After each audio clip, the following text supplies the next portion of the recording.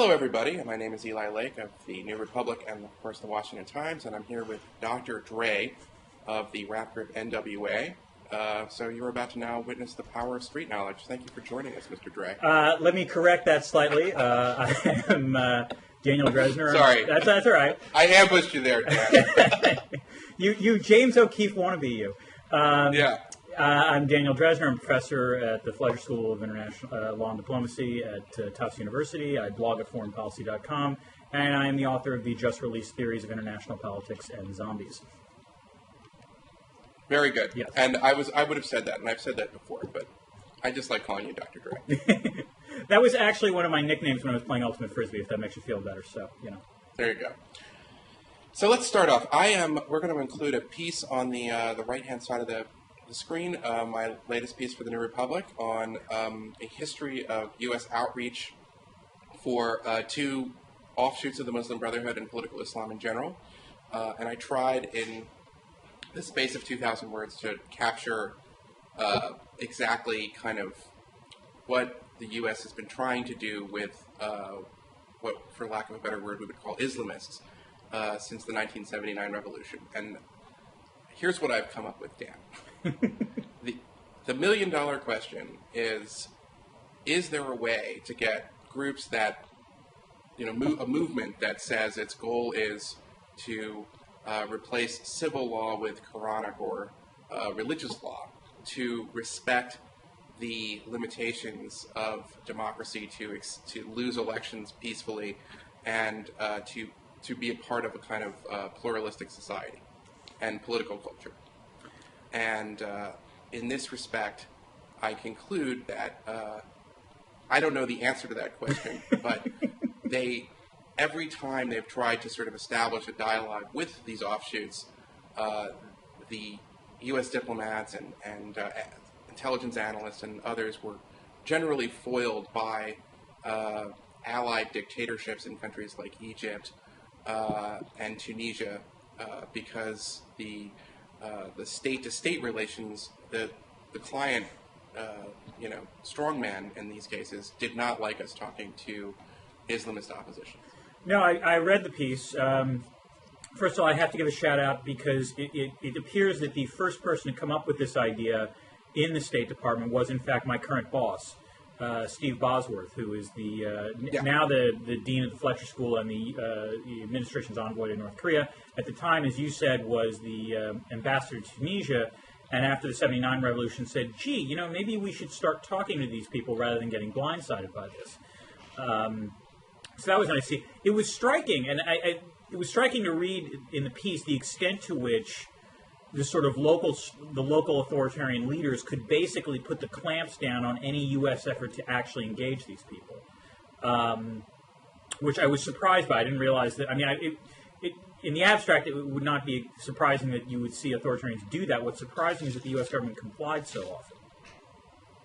Well, I mean, this is the thing. It's that I think that in the United States, we tended to look at our relationships with people like Hosni Mubarak or the Saudi royal family as one where they were our clients, and at the end of the day, we exercised a fair bit of control over what they did, but it's always a two-way relationship. Yeah.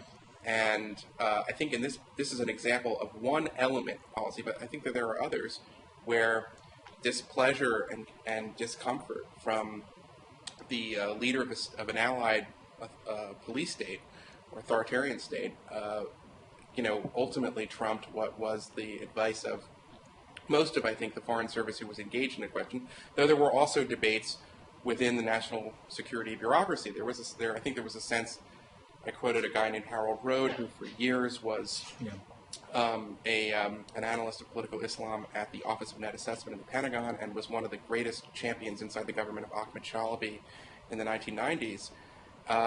He was sort of he was the uber pessimist in the article. Yeah. Most of the folks who would end up meeting with the U.S. could say that they figured out how to say what we wanted to hear. And I interviewed other people like Ed Drezner, who was a former Assistant Secretary of State, who, if you read his speech from 1991 or 1992 at the Meridian Center, 1991, I guess, it sounds almost exactly like what Obama said in his Cairo speech, which is trying to formulate this bargain where the United States says, we will engage you, we won't object to you joining the political process, but you need to let us know that you're not going to pull in Algeria, where the Islamist Party in 1991 said that democracy was not compatible with Islam, or to do what Ayatollah Khomeini did, which is, at first say that he was interested in, governing through a kind of coalition, and then, we know what happened in Iran. I mean, the thing I was struck by reading the piece, Eli, it's very well researched, and I have to say, maybe this is just me, it was really breathtaking to read that kind of story, and you didn't have a single anonymous source. Thank you. I was actually really impressed. I mean, everyone you had, went on the record, and admittedly, because I don't know if you talked to current administration officials, but it was really quite pleasant to read. I did have one anonymous for the current administration stuff. I mean, I think anonymous sources tend to be more necessary when you're covering a current policy debate, and this was I was trying to do was a look at a broader sweep of things. But anyway, because as you know, as an academic, there are very few really new problems. This is There's true. very rarely does a problem present itself that we've never had to think about before. Yeah. And so I was thinking, after the events in Cairo and the events in Egypt where I'd lived, I was thinking, and I'd covered a lot of congressional hearings where State Department officials like James Steinberg would get beaten up by members of Congress saying, "Are you going to allow the Muslim Brotherhood to participate in the government that replaces Mubarak?" And I remember thinking, this is kind of an absurd question, because the Muslim Brotherhood participates in so many aspects of daily life. And that's one of those classic questions that sort of massively overestimates U.S. power. I mean, I'm willing to acknowledge that I think there are times where I think the Obama administration has actually underestimated its own influence and circumstances, but that's one of those things where it just assumes, well, surely we get to pick Egypt's new government, right? Because, I mean, it's going to be a democracy. Right. And since we're the head democracy, we get to pick, because that's fully consistent with democracy. So, well, right, but then what I thought was that these questions were just, they didn't articulate it, but there was this central problem, which is that what they were really worried about was if the Muslim Brotherhood participates and agrees they're only going to contest 30% of the seats, they're not going to run a candidate for the presidency. Yeah. Will they eventually try to take over a fragile, what we hope to be a more democratic or open system that emerges in this transition period, and then turn Egypt into an Islamic republic? Right. And I guess I came away after talking to lots of people where I didn't know the answer to that question, and I also talked to people in the Muslim Brotherhood, and I guess I don't have a good. I mean, as a reporter, I'm lucky I don't have to come up with a policy. But I think that's the central challenge that the Obama administration is facing. And I do think that behind the scenes, they are engaged on this question. But I think that it's perilous for them to publicly say that they want to support parties and factions that are that they would consider to be more moderate and more accommodating of a pluralistic system. No, I would tend to agree. I mean, the thing that struck, I would say two things. First, reading your piece, the thing that struck me was, to what extent are you actually going to have variation in the strength and, for that matter, the ideology of these Islamist groups across countries? Because, I mean, again, and I'm not an area expert on this, I'm just, reading up on I read what I can, but, it struck me that the Egyptian variant of the Muslim Brotherhood, particularly since they renounced violence in the 90s, seems, relatively speaking, to be, about as compatible, I guess, with democracy, with sort of Western liberal democracy, as you could hope this kind of group would be. Right. It might be the case that there would be different Islamist groups in other, parts of the Middle East that, if there were to be these kinds of overthrows and democratizations and elections, would be less friendly. So, one of the issues that I kept coming away with was, I suppose it depends on which Muslim Brotherhood or which Islamist group you're engaging. With respect, that's absolutely right. Yeah. You raise a couple of things there that I think I just want to unpack for a second. That I just want, because there's a lot of misinformation out there on the Muslim Brotherhood. One is that experts, and I mean counterterrorism experts in the FBI, still don't know basic questions about what the international Muslim Brotherhood is. No. We know a lot about the Indonesian Muslim Brotherhood. We know a lot about the Egyptian Muslim Brotherhood, but we don't know what the connection is between these various branches, and then a kind of larger international shura of Muslim Brotherhood? Are they there to kind of assist and fund things? Are they a network of businesses? It doesn't appear that they make a kind of consistent policy for all the Muslim Brotherhood chapters. And let me just give a real basic example of that. In Iraq, Tariq al-Hashimi, who was the vice president in the last administration, was the leader of the Iraqi Muslim Brotherhood, or the equivalent of the Iraqi Muslim Brotherhood. And he was participating, according to the Jordanian and Egyptian Muslim Brotherhood, in what they considered to be an occupation government that it was justifiable to take up arms against. So the Muslim Brotherhood in Egypt had a policy of rhetorical support for, what they call the resistance in Iraq, which I think the U.S. Americans would call terrorists in Iraq. Yet the Muslim Brotherhood in Iraq was participating in a government that was trying to arrest and kill those terrorists that the Muslim Brotherhood in Egypt considered to be a resistance. Right. So, that's one. So that would augur against the idea that there is a kind of central policy planning committee for all the chapters of the Muslim Brotherhood. And that's very relevant for something I didn't get into in my piece, but is relevant to what you would read, I think, in some criticism on the right about how the International Muslim Brotherhood has groups in the United States like the Council of American Islamic Relations, based on a document called the Holy Land Foundation memo that was made public in a case against a charity that was raising money for, I think it was Hamas. And it's true that this document says that the goal of setting up lots of organizations in the United States is to create a civilizational jihad or an alternative, a soft sort of dawah to make America a more Islamic country. But it's unclear I don't know in any way that this document proves that there's sort of a secretive international cabal of the Muslim Brotherhood internationally that's pulling the strings of these American organizations. There's no Muslim version. I wouldn't say that that's the case for the Indonesian chapter or any other. Right. In other words, what we're saying is there's no Muslim version of the Comintern or, the sort of centralized kind of organization you would have with the Catholic Church. Well, let me just caveat that, and I hate to be wishy-washy, but as a reporter, I get to not have to make definitive judgments. I stress that it's not known because it's fairly secretive. And you get different answers depending on who. I think there's definitely an international fundraising network, without a doubt, that can move money around. I don't know that there's an I think you're right. I think that's right. That I don't think there's an international Comintern that sets policy that way. But there is there is an international organization of the Muslim Brotherhood. It's very unclear exactly the full extent of what it does.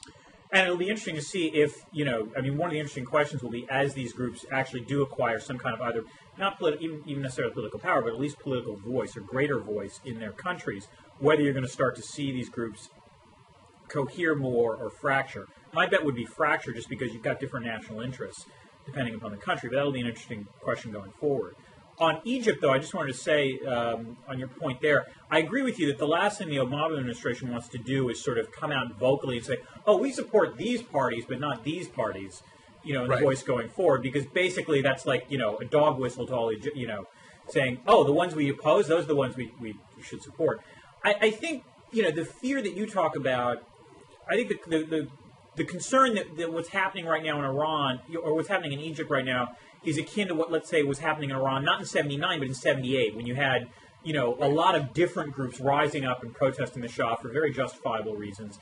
And then in the end, you had this sort of patchwork of different groups that in the end the Islamists wound up triumphing over. I think I'm more optimistic. That could happen. I'm not going to deny that. Anything can happen. But the way that Egypt has played out, at least to date, suggests that that's probably not going to happen. In a number of ways, which is first, the Egyptian military still remains a coherent, both political and military fighting force in a way that the Iranian military was not respected in the same way in the late 70s.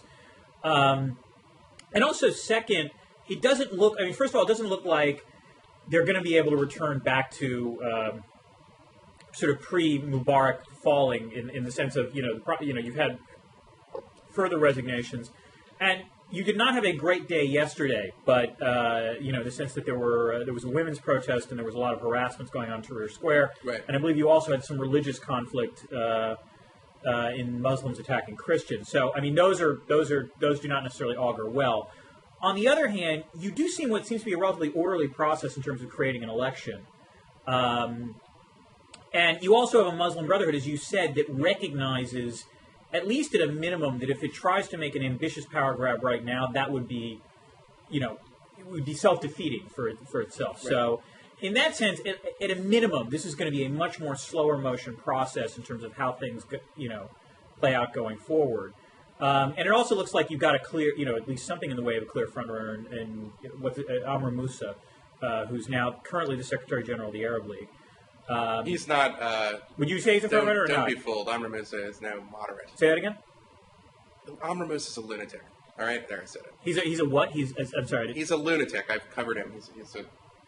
Okay. Amr Moussa is not somebody who I think would be ending up as a moderate voice. I don't know that he would be somebody who the West would. I mean, at the end of the day, he's not an ayatollah. He's not an Islamic leader. Right. But I also think he would be something like an Egyptian Hugo Chavez, in that if he was the president of Egypt, I think you would see Egypt steered closer to what's called the resistance bloc of Syria, Turkey, and Iran. Although, it was interesting. Amr Moussa has a very secular profile in Egyptian society. Right. The other thing that was interesting, I was actually surprised that he did this. I read that he was giving he had an open town hall, I think, yesterday that was covered in the Times. And the thing that surprised me is that he basically said, he was pushed to say, don't recognize Israel, and, what about the United States? And his basic response was, look, it's a reality we got to deal with Israel, and, we want to be friends with the United States, which, as you said, was not something that, based on what Moussa had said in the past, I would have expected him to say, particularly in that venue. So that was at least pleasantly surprising, although maybe, do you think that's just a tactic, a stalling tactic? There was a song that was very popular in Egypt about 10 years ago, the title of which was "I Hate Israel, but I Love Moussa." Yes, I heard about this. That's what got him fired. But let me just. I want to pick up on two things. Yes. One is, what do the Islamists want? And if you go back and you read your Hassan al-Banna, the founder of the Egyptian Muslim Brotherhood, he believed that West, with all of its temptations, was this temptation that was turning away Muslims from the true faith of Islam. And that if you removed the imperial presence, both culturally and physically, like the monarchy of Egypt in the first half of the 20th century, then Muslims would naturally find the enlightenment of true Islam. That was his belief.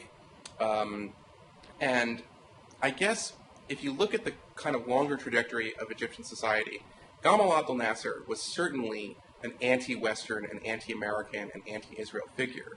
He started 2 wars against Israel, and in that respect would be seen as an irritant. But he oriented his society as a kind of secular Arab socialism. Right. But after Nasser, first with Anwar Sadat, ironically, who was murdered by kind of radical Islamists that had broken away from the Muslim Brotherhood, you see Anwar Sadat changing the Egyptian constitution to say that the Quran is a source of law, which is a major deal for the Muslim Brotherhood. They believe that this is something that they can exploit, that they don't need to amend the constitution in Egypt. And the second thing is that over time, people like Hosni Mubarak, that the United States believed was the secular alternative to the Muslim Brotherhood, or the secular alternative to political Islam. In Hosni Mubarak's Egypt in 2008, a blogger was sentenced and sent to jail for insulting the Prophet. Now, under the Taliban, we call that blasphemy, but it's happening in Egypt. And he recently has Mubarak in his last couple of years encouraged Salafi satellite stations, which is a more ascetic version of Islam that kind of is the theological antecedent to what we might call kind of Al-Qaeda's theology, if that's what you want to call it. So a lot of times, and we saw that not just with Hosni Mubarak, in the case of Yasser Arafat, after the Camp David talks, he creates something called the Al-Aqsa Martyrs Brigade. Right. Well, okay, these are the people who are ostensibly not Islamists, but they are doing things that certainly are accommodating the kind of broader political agenda. And I think that this has happened throughout the Middle East, and that we're going to see that there was an Islamic awakening under the very noses of the ostensibly secular dictatorships that we thought were the alternatives to political Islam. Well, it's worth remembering. I mean, the one hard fact I remember about studying Middle East politics was that as you said, in some ways, the Islamic awakening was actually encouraged by these authoritarian states, in large part because in the 60s and 70s, what these authoritarian leaders were worried about was not an Islamic challenge to their authority, but rather a leftist challenge to their authority. Right. And so they kind of shut down.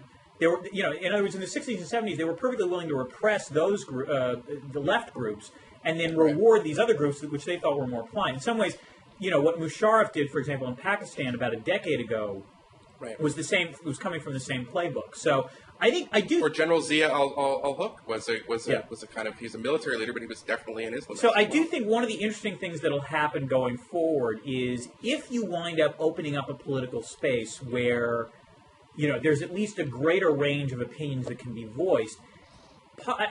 What I do wonder is whether part of the reason that you have the popularity of these Islamist groups was that at the time they were the best symbol of opposition to these authoritarian leaders in the first place, even though, as you said, and I acknowledge, in some ways they were tacitly supported at various points by these governments. So, in other words, if you eliminate that, and so they're not the only opposition, will they maintain as much popular support? And I think, let's face it, these are unknown questions at this point. It's going to be, no.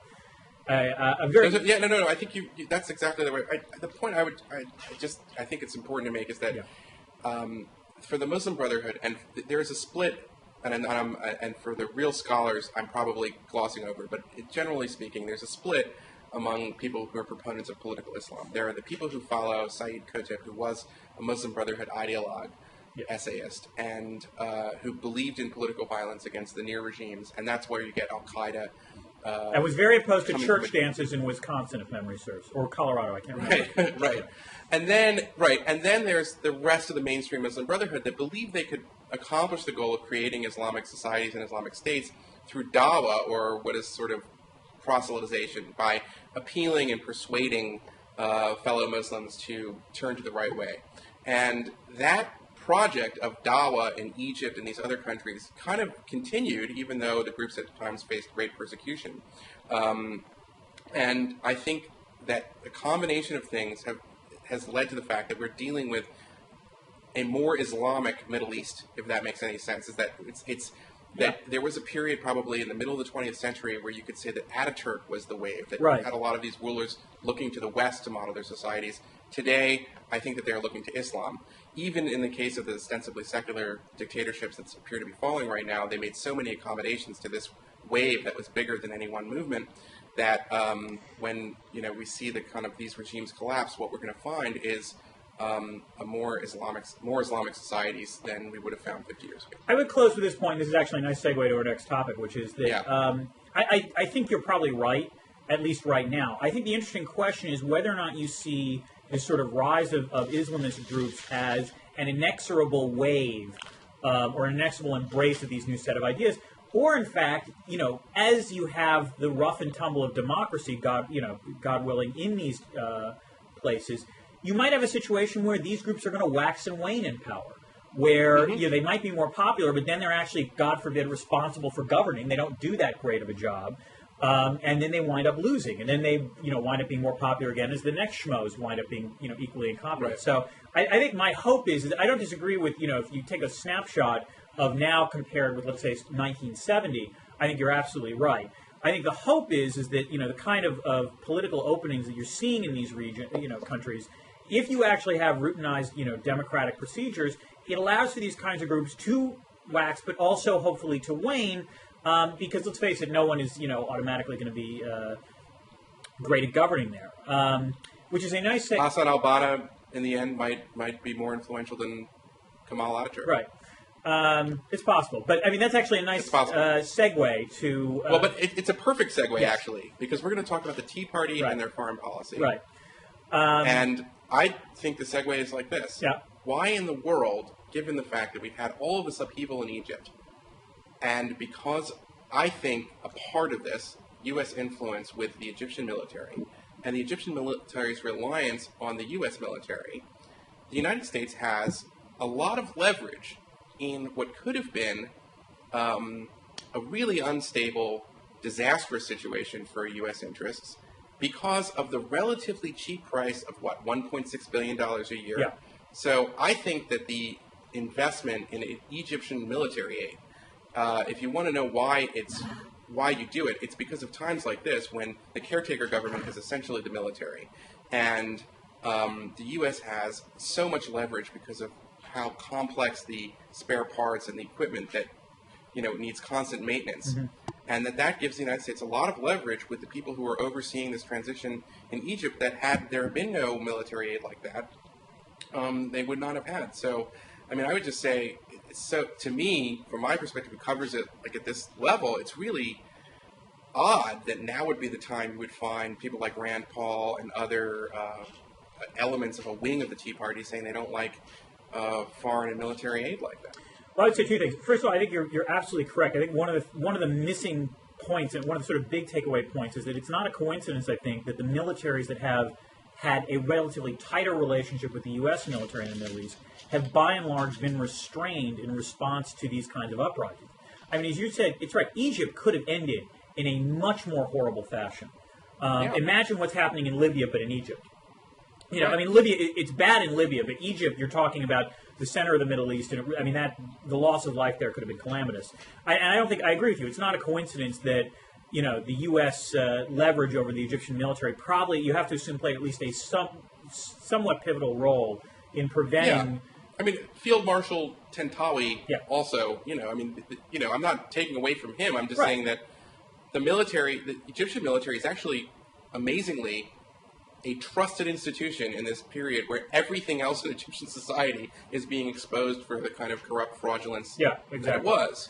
And that is happens to be the one sort of nexus of the U.S.-Egyptian relationship that is the strongest.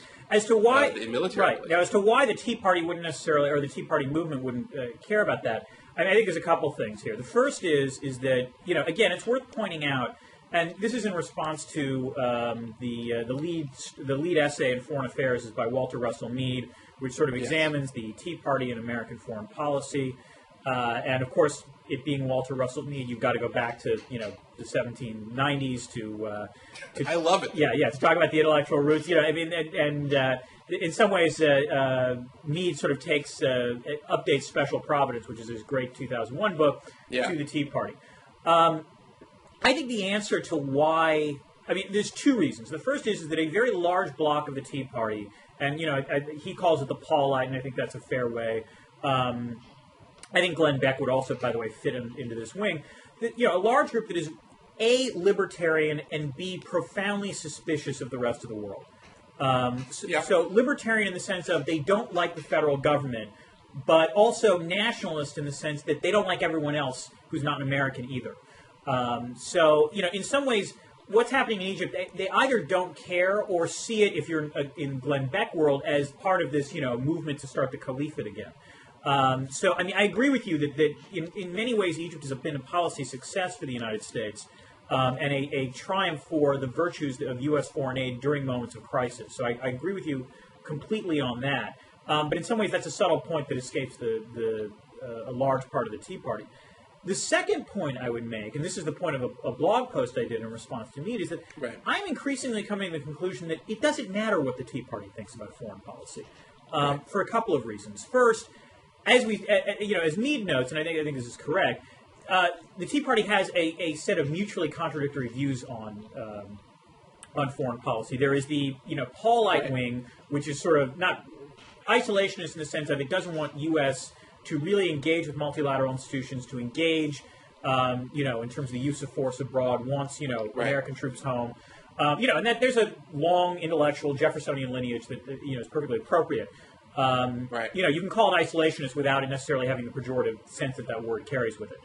The other wing, which is closely associated with Sarah Palin, is sort of a more Jacksonian triumphalist belief. Same suspicion of multilateral institutions, but in this case, the way I would describe it as the foreign policy is similar to Charlie Sheen's answer, which is winning. The notion that America must win, at all costs, anywhere, everywhere in the world. So that group might be a little more enthusiastic about what's happening in Egypt, although again they would, they might be a little more wary of the Muslim Brotherhood. But the point is that those groups disagree with each other, and therefore the notion that they're going to somehow put that disagreement aside and carry out a common and mutual foreign policy position, in dealing with everyone else, I think is kind of absurd. The only ways I think those two groups have any kind of commonality on foreign policy is first on suspicion of multilateral institutions, so they will matter there. And second, on, for lack of a better way of putting it, sort of American cultural nationalism. This belief that, and this goes to the hearings that Peter King's about to hold on, the role of Muslim groups in the United States and, illegal immigration across the Mexican border. Both wings will oppose illegal immigration, or for that matter, potentially a lot of legal immigration, and will be, relatively supportive of the notion that we want to guard against, Muslims taking over the United States. But the other thing, the new Tea Party choice for national anthem is Tina Turner's "Simply the Best." There you go. Yes, Okay. You've seen the Team America movie, right? Yeah, America. Yeah. So anyway, but first of all, I love Walter Russell Mead, and I actually thought but I ended up agreeing with your point, because Walter Russell Mead's point was that they could block key, appointments to ambassadorships in the Senate, and they could use the power of a minority to hold up various foreign policies and to sort of go out of their way. Yeah. And I think that that's true if they were motivated primarily by foreign policy. And I think that, if the Tea Party movement had coalesced in, say, 2006, you would see more of a kind of victory voter as a backlash to the move on stuff and the anti-war sentiment. But we're in a different moment right now, and in that respect, I think that you're right that their primary thing is the debt. Yeah. I think they're just absolutely frustrated with the debt, and they want to shrink the government, and they don't want to raise taxes, and these are their priorities. And foreign policy can kind of work itself out. Right. And they certainly, I don't think anyone really has had much of a coherent response to the events that are happening in the Middle East right now that are so, momentous. But you haven't really heard a Tea Party kind of coherent critique of that, which I think augurs for your argument that this stuff is just not as important as these other things. Right. I don't think it's important, and I also don't think there can be a coherent Tea Party response. Not to say, I think there can be a coherent response by a member of the Tea Party, which is to say the Paulite version would be, it's none of our concern, we don't have to worry about it, or, there's the more maximalist wing, which would say, we've got to have, which would be, going back to your hearing questions, why aren't we influencing Egypt to make sure the Muslim Brotherhood doesn't win? But those two can't combine, so therefore they're not going to be the sort of effective veto bloc that Mead talks about. But the second thing I would argue, and this might be a more controversial proposition, is I think the Tea Party has peaked as a political movement, which, I know is heresy in D.C., but, you take a look at the polling on this, and you're starting to see signs of ebbing, for lack of a better way of putting it, about anger about the U.S. government. Now, part of this, I think, is because the Tea Party had a successful midterm election. So, in some ways, they're more comfortable with government now because there are more Tea Party members of Congress. So that's part of it. But I think the other interesting thing is that the sort of leading lights of the Tea Party movement, namely Glenn Beck and Sarah Palin, have actually become less popular in the last year rather than more popular. So I think this is one of those, I think Sam Huntington would call it creedal passion moments, where it's peaked, and where the moment these people actually have to make hard political choices, not just on foreign policy, but also on questions like the debt and taxes, they're going to start squabbling the same way that, the Reform Party of Ross Perot started squabbling. Actually, it's worse because these guys actually have real power, so... but I guess I don't think I saw that analogy, and I don't think it's exactly right, because they're not a third party. That's they're true. in the Republican Party for now. Yeah. They could be a third party, but it doesn't look like that necessarily is going to happen. Sarah Palin may, I don't know I'm not going to predict what she's going to do, but it looks to me like it's certainly plausible that she's going to remain something of a kind of media personality and a cultural celebrity, but not actually run for president. You know what I think Sarah Palin is turning into? I just realized. She's like the right's version of Camille Paglia. Really? Think about it. Camille Paglia... I kind of count Camille Paglia on the right a little bit. Actually, you're true. The right, Camille Paglia is the right's version of Camille Paglia. But in some ways, she's like that. She's this sort of gadfly who who talks about the things she wants to talk about. But that's pretty much it. When it came to Palin, I was very proud, because I said last year there was no chance she was running. But now I'm worried because she's actually becoming increasingly unpopular, and now a lot of people in D.C. are acknowledging that she's probably not going to run. So now I think she might actually run just out of spite. Well, okay, and that's certainly a possibility. I think that she wants to make it seem like she maybe could run. Yeah, she might pull as a long Cuomo. as possible because that's financially beneficial for her Oh yeah, family. no, she'll pull like a Mario Cuomo and like right up until the New Hampshire deadline. We'll play with it. Yeah. But I guess if she doesn't run, let's assume let's say she doesn't run, Mm-hmm. there will be a nominee for the Republicans, and we'll have to see who that person is. But the real test to find out the influence of the Tea Party, since they're not a third party, I would say would be what that Republican nominee or frontrunner who becomes kind of the leader of the party going into the 2012 cycle, whether they adopt the themes of small government, reducing the debt, no taxes that the Tea Party has talked about, and whether they adopt the sort of we have to keep cutting the government attitude, or whether they decide to run their campaign on some other themes. And I think that's how, in the end, we'll measure the influence of the Tea Party. And then finally, though I think in some ways it is too soon to say, around that individual who will be the Republican nominee, you will find key individuals who will be advisors and people who would, if they won, be expected to fill senior positions in the new government. Do those individuals have ties or connections to the Tea Party?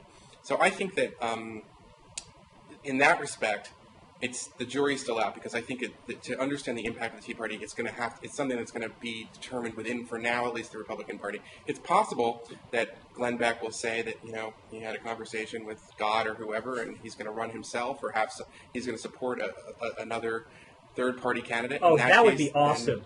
I so want Glenn Beck to run for president. That would be friggin' fantastic. I mean, come on, because A, he won't win, and B, it would be like your classic sort of meltdown. It would be the political equivalent of Charlie Sheen. Yeah, I have to say I haven't watched the show really that much. And when I have seen stuff, it's been on the internet. But what he said, his version of history, is so flawed and kind of prone to conspiracy views that it saddens me, because he's had on serious authors who I like very much, like Amity Shlaes, who wrote The Forgotten Man, and he's had serious people on his show to discuss issues at one point, but he seems to have gotten kind of crazier and crazier and crazier. Well, it'll be interesting to see what happens. And I think one of the most interesting things, sort of developments within the GOP now, is that you're seeing right-wing, you're seeing like Pete Wenner and Bill Kristol basically just flat out saying Beck is crazy, and he's bad for conservatism, which is not something that I think would have been said. To some extent, David Frum was saying it in early 2009, but he was sort of the only one who was talking about it back then. When David Frum did the cover story for Newsweek on Rush Limbaugh, it was, the party establishment considered that to be an act of treachery. Right, heresy, and he was in many ways excommunicated. Yeah. David, full disclosure, is a really good friend of mine, so I should make that very clear. I think, though, that in some ways David was just like maybe a year and a half too soon, because you're right, you are seeing a lot of mainstream Republican conservative figures that are saying kind of, cool this down, this is crazy talk. I would also, though, distinguish between what Glenn Beck says and then the Rush Limbaugh, Mark Levin, Sean Hannity, whereas you can disagree with it, you can think it's unrealistic, you can think they are not fairly describing the problem, but it doesn't really veer into the same kind of conspiracy stuff that Beck does. It's just not the same. No, it's fair. In that sense, I think Limbaugh and Levin, based on what I see, engage in casual falsehoods, I guess would be the way to put it. But no, they don't have the sort of same paranoid. It lacks the sort of sense of overarching menace, I guess, that someone like Beck does. Well, I should say, I listen to Mark Levin every now and again. I think that there are times when he can be really an articulate spokesman for conservative values. And his book is not really a critique of Obama, because he wrote it before Obama. It's a critique of, he wants to bring back Goldwater conservatism, Reagan conservatism, he says it. And when he talks about those issues, he's very good. I think that he's also, the format of talk radio, it's kind of like listening to his show is a bit like anger theater. So you're waiting for the moment that is coming when he just loses it, and starts just calling out all the libs and the socialists and everybody else around him. And that, I think, does have a cathartic effect for his audience. And it is a form of it's engaging. I don't want to I don't want to say it's just entertainment because I think he's got a serious political program.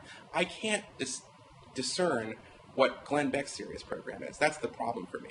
Is that I don't like what is it that Glenn Beck would have us do that isn't totally nuts. You know what I'm saying? Well, I think we'd cry a little bit, and then Right.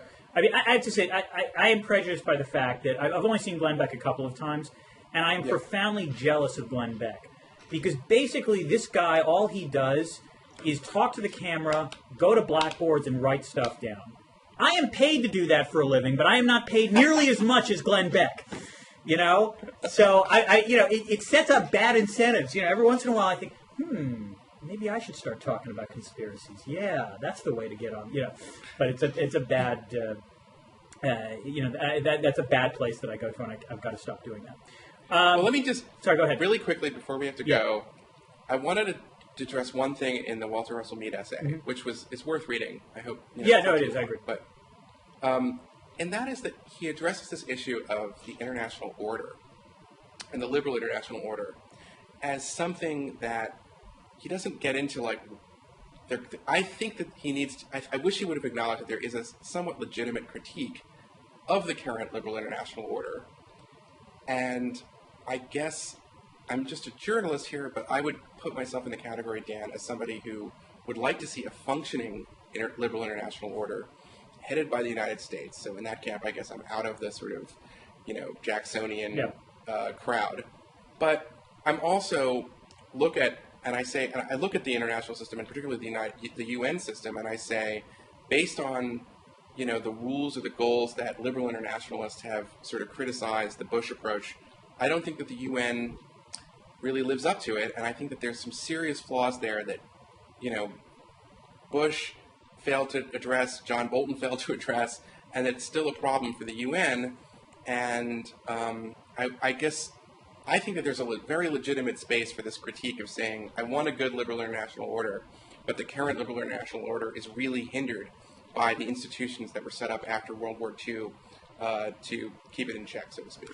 All right, I'd give a response, and we should switch to the Dollars for Scholars thing. Okay. But, I would say the following, two things. First of all, focusing on the UN, I mean, the UN, in some ways, it's a cheap shot. The true sort of, I guess, international relations type liberals, that would think about international order. When you think about the international order, the UN is maybe fifth or sixth on the list of institutions that matter. So the ones that you care about are in some ways the ones that actually have real power. I mean, the Security Council matters. There's no doubt about that. And that's in some ways the one where you can point to it being significant. Things like the Human Rights Council, which are the easiest things to caricature as, mockeries of the international order, don't really matter all that much. I mean, they matter in a rhetorical sense, but otherwise not that much. The key institutions that matter are, the G20, the International Monetary Fund, the World Bank, the Basel, the Bank of International Settlements, the Financial Stability Board, the OECD, then the sort of regional organizations. Those are the groups that really matter. Now, that said, your critique isn't still necessarily wrong, because you can argue that those institutions work, generally speaking, a lot more efficiently than the UN has, and have also, by the way, been dominated by the United States to a much greater extent, at least in the past. Yeah. The problem is that going forward... Oh, and the WTO, I forgot about the World Trade Organization. Right. The problem is that going forward, these institutions do appear... There's a problem that there's a genuine shift in the distribution of power. I mean, you talk about an American-led order, and, I'd like that too. I also want free ponies. So the question is whether that's possible in a world where U.S. relative power is at least on the decline. Not to say that that's a terminal decline, like a la Fareed Zakaria, it's just a decline. The question is whether those institutions can manage to still function in a world that at least looks somewhat more multilateral. And I think in some ways the most disconcerting part of this is not so much the U.S. decline, it's the fact that key U.S. supporters, namely European allies and Japan, are declining at an even more rapid rate. And so that makes things really difficult. So I don't disagree that that's a challenge. I think focusing on the UN, though, is the wrong way to do it. I think the question you have to ask is, how can these other, the sort of economic institutions, the ones that really, really matter, but also, I mean, there are security ones, the Security Council, the Non-Proliferation Treaty, and so forth. How do you strengthen those in a situation where the U.S. isn't quite as influential as it was 20 years ago? Well, the Non-Proliferation Treaty is a great example of a very important thing that we want a liberal international order to handle. Right. But but there have been obviously massive doing problems. A good job at. Yeah. And I don't necessarily say that's because the NPT is a bad idea because it puts unfair restraints on American nuclear hegemony. No, I like the NPT. What I don't like is that there has been this problem with dealing with clearly bad actors in the system, which is the United States and the international community tends to look at the problem of Iran on the NPT as what can we do to make them live up to this NPT, which they're not living up to, and God forbid if they withdrew from the treaty. But I think another way to look at it is their participation in the treaty, or when we recognize that they're still in the treaty and they have the rights of other nuclear nations, we are in some ways weakening the credibility of the treaty and the IAEA and the international system to deal with a very serious problem of rogue nuclear proliferation. And I would just point out that I love Ali Hainonen. There are a lot of very, very smart people at the IAEA, but the IAEA did not stop or bring down the AQCON network. That was something that was done through British and U.S. intelligence diplomacy with Libya, and ultimately through these institutions that are somewhat out of the kind of established international system. So nuclear proliferation is one example. There are a couple other examples that I would point out as well, where I just think that I'd like to see a liberal international order that is dealing with these problems, but I think it's stuck. Let me put it this way: those are valid points, and again, it's easy to point even to the economic institutions and say that they haven't worked perfectly either. I think the question becomes, when is the perfect the enemy of the good? Which is to say, if you want to say there's got to be a way to improve the NPT, I don't necessarily disagree with that. The question is whether there is a feasible way of doing it where you can get buy-in from other countries, because there's no way that you can just have a unilateral U.S. announcement of we're going to shift things. There used to be that. I just simply don't think the U.S. is quite as powerful as it used to be on that front. So that option isn't open, which then leaves the frustrating question of what do you do in those circumstances. And I think the answer is, and this is why I think, in the end, even though liberal internationalism is the de facto U.S. foreign policy, it's never terrifically popular within the foreign policy community or terrifically popular, because it is very easy to point out the flaws that you have just pointed out. And, compared to domestic governments, it never is going to work as well because each of these countries has sovereignty. And so, oddly enough, I think the only way you have truly effective global governance is by having countries cede sovereignty that they don't want to do. So in some ways, this is a unsolvable problem going forward until you have enough sort of mutual trust that you're actually willing to create these kinds of institutions with teeth. And unfortunately, those don't exist in most dimensions of world politics.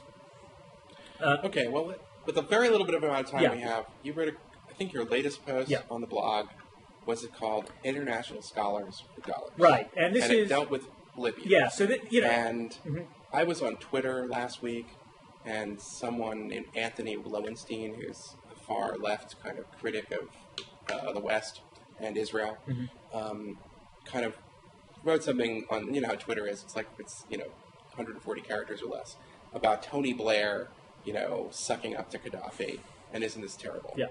And I wrote back, because I thought about this, would you rather that Libya had, a nuclear program that could be looted right now in the middle of a civil war?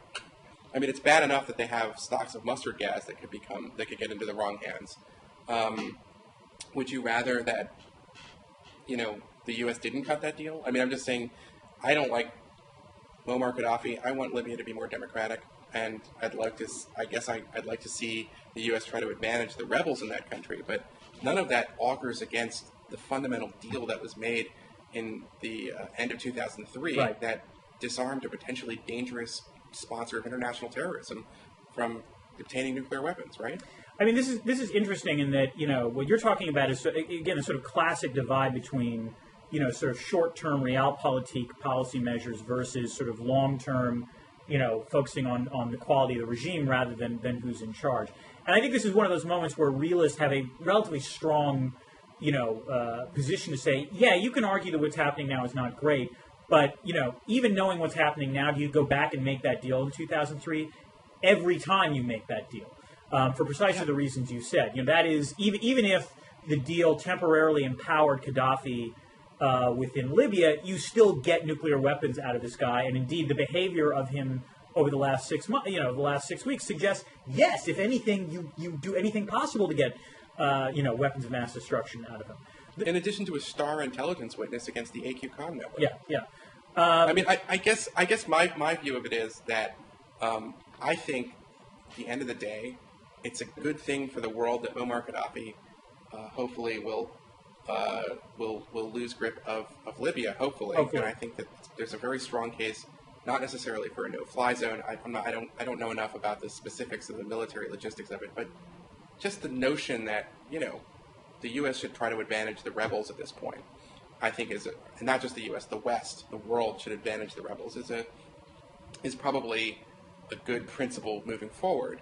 But I just, I just think in that situation, it's not a contest. I mean, just as I would say, even though I've been very tough on Iran, like if you had a chance to legitimately disarm the Iranians, you'd probably that deal. take it because it's such a serious problem. Yeah. I mean, I don't think that the Iranians, I don't think there is such a chance diplomatically to do that, but I'm just saying that if there was, you do it. No, I don't disagree. I mean, in some way, my post was about something slightly different, which was to say... Yes. No. Well, let's get into your post. Your post was about internet IR scholars getting free trips out to Tripoli. And well, more than that, getting consulting money. I mean, basically, after the 2003 deal, the Libyan elite started trying to reach out and find ways to normalize relations with the West. And this took multiple forms, but the two most prominent ones recently was the fact that you had... Saeed al-Islam Gaddafi, getting a PhD at the London School of Economics and promising a lot of money and support for both LSE and Oxford University Press and Oxford in return for publishing books. I think among other things in the deal, they were going to publish 2 of Gaddafi's books, and in return, Gaddafi was going to buy 20,000 copies of the book, which I guarantee you any university press would make that deal immediately. The second thing was the Monitor Group was hired by the Libyan government to basically burnish Libya's image in the West, and as part of that, a whole string of sort of very prominent scholars, Bob Putnam, Benjamin Barber, Michael Porter, Joe Nye, Steve Walt, and others went out to Libya to meet at, Richard Pearl. Right, to meet with either Qaddafi or his children. Occasionally wrote up things about, Libya might be an opportunity, although I think if you read all of them, Barber comes off as the most enthusiastic about these things, and others are far more circumspect in terms of their appraisal.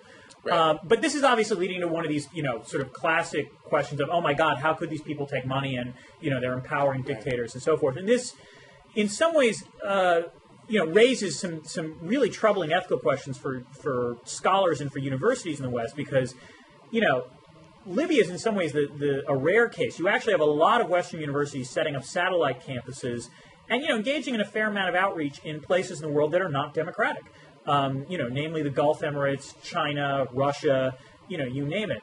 I don't think there's anything necessarily wrong with that. I think there are ways in which it can be ethically troubling, but that said, you can't just ignore the rest of it. Just pretending we're not going to deal with those countries is, I think, an example of lunacy. So that I don't think is much of an issue. Then with regard to the particular scholars, I think the point I made is that, again, as you said, there did seem a moment in 2005 or 2006 where Libya really did want to integrate itself with the West. And this is precisely the moment where presumably you do want to send these people over as a way to see if these, if the country and the government is actually open to change. I think where things... Well, I actually would disagree. I don't think Qaddafi ever was serious about democratically reforming his government. He's a classic demagogue. Mm-hmm. He really does believe that ridiculous green book of his is the most advanced, political system you could come up with. Yeah. And I think that there was people like Ben Barber in particular were engaging a little bit of self-delusion. Oh, yes. And I say this as someone who loved Jihad versus McWorld when it came out in the 1990s. Oh, really? Oh, God, I thought that was a crap book. I'm sorry. Really? Oh, yeah. I liked it because I liked how he summoned the data of things to measure kind of cultural influence. I thought that was really interesting, like the ticket sales of action movies and stuff like that. But yeah, but that was the problem. In some ways, it was the most surface level data you could possibly gather. It actually, I mean, in some ways, that was an example where he massively overestimated the influence of Western culture because he only looked at things like movies and television. And so, in that sense, I think he didn't realize. Let's just put it this way: he sort of. Culture is a much thicker stew than what he was talking about. I found that book ridiculously superficial. All right. We disagree on that. Yes. I liked it, but then I'm probably a more superficial guy than you, Dan. Now, I wrote a review in the Washington Quarterly of a lot of books, including that one, and it was I just wasn't terribly impressed with it. But to get back to Libya, I think you're right about Barber. Barber was sort of the one who held on the longest, and I think only resigned from this major board in late February when it was obvious things were getting messy. I think what I don't blame are the academics that at least went over there to see what was going on, to see whether, in fact, Qaddafi was amenable to change. And then concluding that he wasn't, disengaged. I mean, I think this is what Michael Porter did, among others. And I don't think there's any problem with going over to finding... I mean, you might be right that Gaddafi was never going to change, but there were at least signs in the mid-2000s that maybe there was something going on. And I think that, I think it's worth it for the scholar to try to engage at that moment and to see whether or not, for lack the technical term would be a plausibility probe. We go over there and see actually whether this change is real or whether it's in fact just, bullshit. If I could, though, I want to single out one of those scholars. Okay. And you know who it's going to be. It's going to be Steve Wall. Yeah. Because Steve Wall, in his other writings, singles out the Israel lobby as this force that has distracted or taken the United States away from its core national interest. Mm-hmm. And one of the great flaws, as you pointed out in your original review of their essay, was that they didn't even mention the other actual lobbies that are influence peddling like every day in Washington, one of them being the Libyan government, but at least as it concerns the peace process in Israel, the Libyan government has the same sort of agenda as the Saudis and the Gulf states, which pour tons of money into Washington and endow tons of university chairs and are incredibly influential. And it seems to me that as a general rule, the people who squawk loudest about the Israel lobby are probably usually connected in some ways to these other kinds of endowments. So in Walt's case, because he did accept the consulting fees or went over there and so forth, it's particularly delicious because he's got this whole theory about the Israel lobby. I'm just going to let that go without rebuttal. Okay, I hear you, because you guys are on the same blog. No, it's not so much that. I think the interesting thing about Steve is why he went over when he did, which is, he only went over last year, and by that point it was pretty clear that Libya was not going to change. That said, I was never asked, but if I was asked, Dear Dan, do you want to go over and see what Libya is like? Forget a consulting, assuming I wasn't getting a consulting fee, literally it's just part of the conference. I hear you. I would have said yes. Because I would have been curious. I like going to places like that and seeing what's going on. And I don't think the actual visit necessarily legitimates the regime. Well, as a reporter, I sometimes get offers to do these kind of trips that are supported, and I can't take them because if you take a gift like that from another government, then everything I would ever write about that government, I would think would be questioned. So, in that respect, my rule is you can't accept those sorts of junkets and expect to still be objective. Taken seriously as I would say in my case, journalist. I think as an academic, I don't have to quite do that. What I think I have to do is acknowledge when I have, someone has paid for me to go somewhere or something like that. Like, for example, Joe Nye wrote something in the New Republic where I think he was fully upfront, relatively speaking, about the fact that he was there at the behest of the Monitor Group and so on and so forth. And again, so long as you say that, you've stated what your potential bias is, and then I don't think there's a real problem with it. But, I'm interested. I want to see... I don't necessarily have the last word on this. This is something that I think is going to be a problem going forward. If there's unrest in China, God knows how many Western universities have arrangements with universities in China. So true. So this is not a problem that's going to go away. And in some ways, I think how Libya shakes out in terms of the academy will be an interesting test. And also, don't you think in the case of China that you have a situation where a lot of times access to government documents and archives are given to the scholars in the United States that are less critical. Oh yeah, no, there was human rights work. a great article I think in the Far East Economic Review a couple of years Yeah. ago that made this point that Right. if you're going to study an authoritarian country, was it Janet Malcolm who said something about journalism is you're always betraying your sources or something like that? Yeah. In some ways, if you try to study an authoritarian country, to get access to that authoritarian country, you are engaging in a little bit of complicity. You have to choose just how much complicity I think you're engaged in. So this is not saying that Libya is going to resolve it, but I like to see the debate because I'm curious what other people will think. So we'll take a look at the blog and get comments. I would agree that, and here's the thing: it's like if you're if your specialty is like water engineering and you go to China to study their dams, then you're not expected as an academic because that's not your area, right? Yeah. But I think it's the kind of broader kind of China specialists, and that it's greatly advantageous to somebody whose life work is studying China to have a good relationship with the current Chinese government, obviously. And so the scholars that have been critical of China have complained, and they've complained to me about not having that access. Yeah. All right, well, with that, I think you have a lunch to go to, and I've got office hours to hold. This was great. A pleasure as always, good. Eli. Thank you very much, Dr. Dre. All right, take care.